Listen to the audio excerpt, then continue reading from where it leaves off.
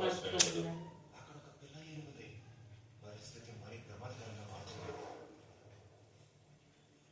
అవి తమ పిల్లని ఎంత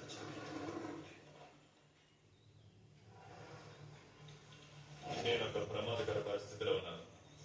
ఈ ఏనుగు తన పిల్లని కాపాడుకునేందుకు దేన్ని లెక్క చేయదు. ఇక్కడ ఒక్క చిన్న పొరపాటు జరిగినా నేను దారుణమైన సమస్యలు ఎదుర్కొంటాను. దాని కడుపులో చూస్తున్న గురుగురు శబ్దాలు వినాలి. అవి చెవిని ఆడిస్తున్నాయి. అదొక హెచ్చరిక.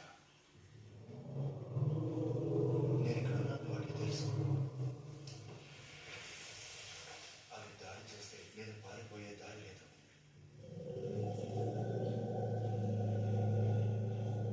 నేను నెమ్మదిగా వెనక్కి తిరిగి ఆ ప్రదేశం నుంచి దూరంగా వచ్చేయాలి.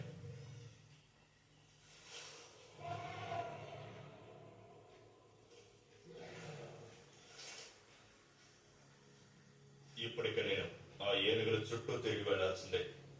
ఆ వైపు తప్పించుకున్న ఆవు కాలి జాడ దొరుకుతాయని ఆశిస్తున్నాను.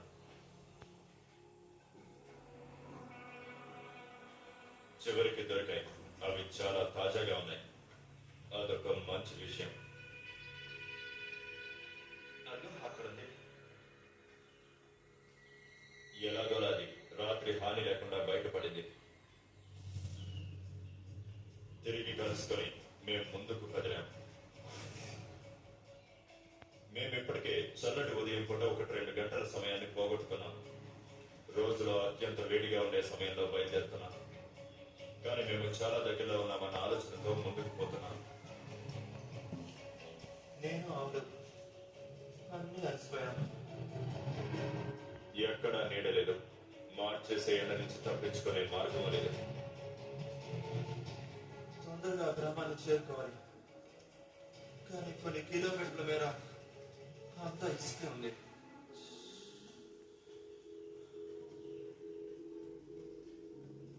నాలుగు రోజుల నిరంతర నడకతో ఆవులు నేను మిగిలిన శక్తిని పంచుకొని చివరి అడుగులు వేస్తున్నాం. అదిగో గ్రామం అక్కడ ఉంది.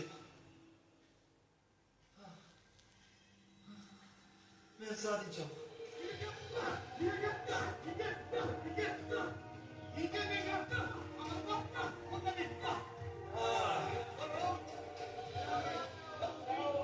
నేను నా మిషన్ ని విజయవంతంగా పూర్తి చేశాను. 5వ ఆవుని సురక్షితంగా వాళ్ళకి అందించాను.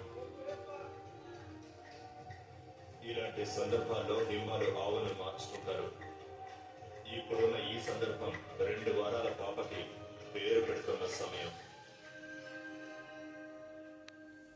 ఆమెకు పెట్టిన పేరు వాతోహంగి.